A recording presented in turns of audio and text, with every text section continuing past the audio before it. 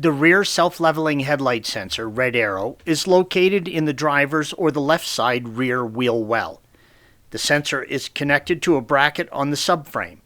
It is attached to a gimbal on the sensor and then a gimbal on the upper tie rod arm, green arrow, by a plastic arm, blue arrow.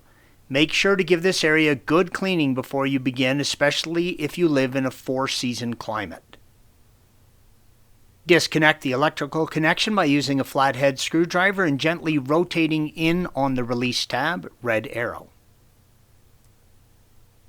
While supporting the 10mm nut on the arm, use a 10mm wrench and remove the nut on the sensor side, red arrow.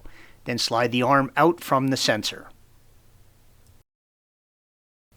Use a 10mm wrench and remove the nut on the sensor bracket mount, red arrow, to get better access to the sensor bracket.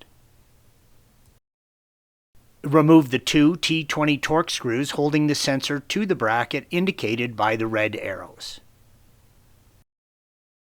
Now remove the sensor. Installation is the reverse of removal. After the angle sensor has been replaced, the front end control unit must be calibrated, and afterwards the headlight settings must be checked and adjusted if necessary. If you need to replace the mount on the tie rod arm, simply use a flathead screwdriver to lift up on the clip and release it, red arrow. Remove the mount. Installation is the reverse of removal. Thanks for watching. Be sure to subscribe to our channel and check out another video in this series.